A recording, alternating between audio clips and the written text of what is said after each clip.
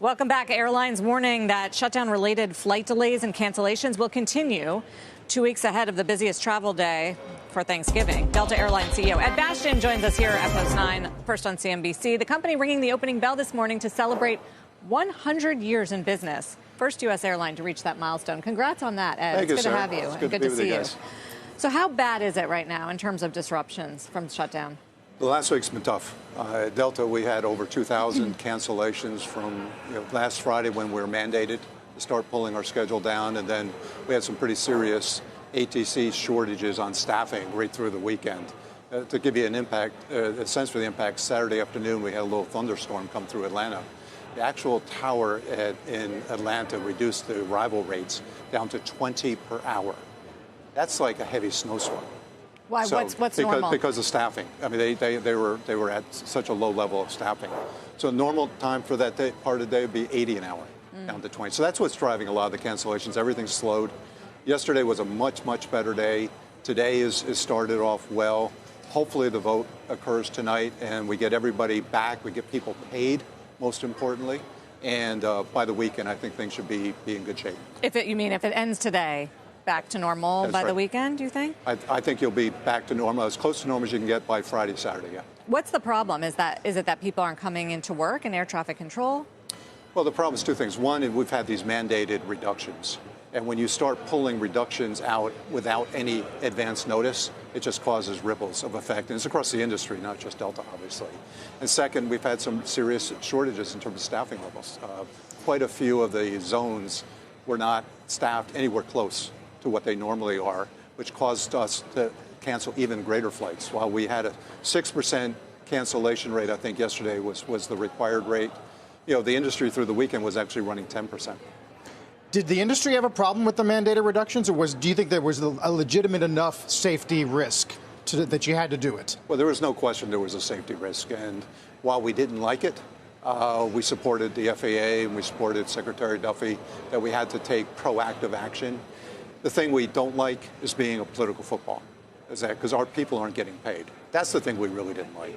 When you ask the controllers, when you ask the security agents at TSA, who form essential roles in the safety and the safeguarding of our air travel system, national airspace, that they're not going to get paid for a month and a half, that's unacceptable. And that's what we really didn't like. So if this was the cause to bring people back together, to get the shutdown over with, so be it, but hopefully we don't have to go through this again. How do we prevent that in the future? The best way to prevent it, and I don't think it's in the bill, was to ensure those workers, next time this happens, because it will happen, get paid. And who could disagree with that?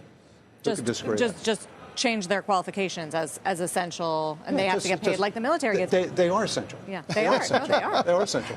Yeah, I mean, that's the thing we've seen through this last week is how essential air service is. Period. It's what brings the nation back into work. It's our product, but also those controllers and the security agents and other people at the FAA as well. How do you think about the economic cost of loss of travel and trips and maybe people's plans? And does it snap right back, or is it gone? No, those monies will be gone. I mean, yes, you have people deferring trips that will take trips, but fundamentally that's gone. We had 2,500 cancellations, for the last week, which is a crazy amount. It's going to cost Delta a significant amount. It'll cost the other airlines. We'll still have a strong quarter. Delta, it won't wipe out our profits by any means. And it's too early, it's premature to estimate, because I want to see it done first and see how quickly we can get back. But it'll have an impact. Yeah, across the economy. What's the old line? An airline seat's like a grapefruit. If you don't use it, it's gone. Right? Exactly. It literally, it weighs. Right. That's exactly right. What is the capacity outlook for next year? And is it in any way a reflection of how you think the consumer is going to behave? Well, we're expecting to grow at a GDP plus maybe 1% rate for us, which is kind of our normal rate. That's a healthy rate. The industry collectively, particularly in the U.S., is having some challenges at the lower end of the market, the lower end price points. And so I think that there's a lot of contraction going on. I think in the fourth quarter here, we're looking at flat to 1% growth in the domestic market. I think you're going to see that into the first quarter as well. So those carriers at the lower end have to figure out ways to get their cost in line, to get their revenues paid, and supply is usually the best way to do that. Fortunately, that's not a Delta problem. No, we're growing. We're growing. Any change in behavior from your consumers or your corporate business travelers? It just continues to grow. And that was the other frustrating part of this. Since July, things have just been on an upward tear, and it's been great because all the uncertainty that we saw in the spring, it thawed out, and people are going, businesses are going, double digits year-on-year improvements, and then you run into the shutdown, and everybody says, well, hold up. That's why I think, and I know this holiday season is going to be a strong season. Businesses are going to get back on the road here soon as they feel some comfort that there's clarity in the sky. You did get more constructive in the last couple of quarters, but you never got back to the original guidance with which you came into the year. Did you ever think there was a chance to get back there? No. That's why we pulled guidance. I mean, we had, when you have the uncertainty that we see in economic confidence, and you saw in GDP, we're a GDP-driven business. When GDP for the first quarter drops 3 points over a very short period of time, that tells you consumer confidence was shaken. And there was a freeze. The economy thawed out. Confidence started to return once these trade deals started to happen, and people had confidence where this whole thing was headed. That's when people needed to get back out on the road. Last time I saw you, Ed, we were in Riyadh, in Saudi Arabia. We meet in fancy places. At the FAA conference, you made a big announcement there that you are expanding and going to have a direct flight. Yeah, we're launching next year direct service from Atlanta to Riyadh. We're excited about that. Anyone who has been to Riyadh realizes it's an amazing opportunity.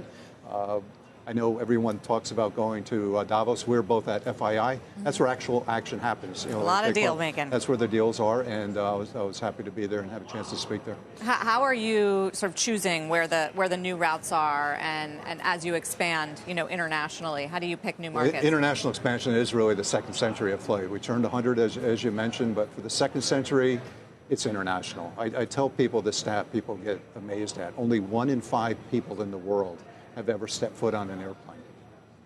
You think about that, only 1 in 5. Yeah. We're a growth business, and our growth is going to be international, so we're looking to go back into India, into the Middle East with Saudi Arabia, more in Africa, South Pacific, Asia, Latin America, South America. There's so many places, and that's going to be the growth story for the second century. And that's intra-country, in other words, right? Not just U.S. to those countries. No, it'll always be U.S. to those countries. Those are the rates we hold. Right.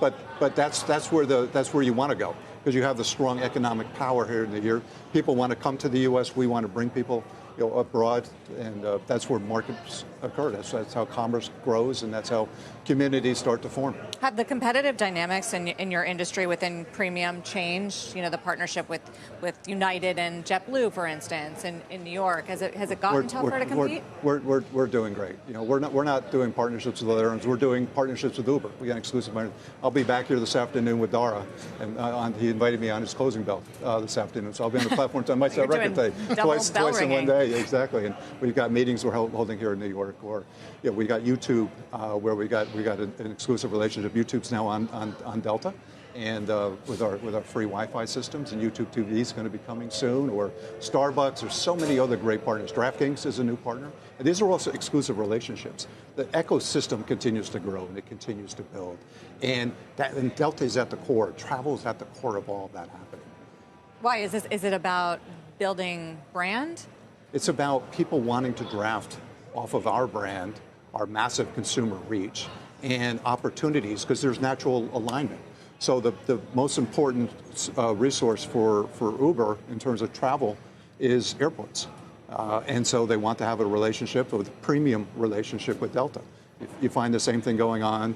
Again, whether it's YouTube TV, they want that exposure. We have 200 million people a year that we carry, and then they're with us on average for about 3 hours, and they're even seatbelted in. They can't do anything, and they're looking for something to do. Right? What better platform is there than to create that platform and that marketplace for them? And we're going to be okay for Thanksgiving? We're going to be okay. A lot of worry about that. We're going to be. That's a busy. We're going to be okay. The bookings look good, and we'll be back this weekend. As I said, pending the vote, we got to get the vote done, and so we're counting on Congress doing their job and making that happen. But Thanksgiving will be fine. All right, Ed. Good to see you. Thank you for the update. Ed Bastian celebrating 100 years of Delta. Hard to believe.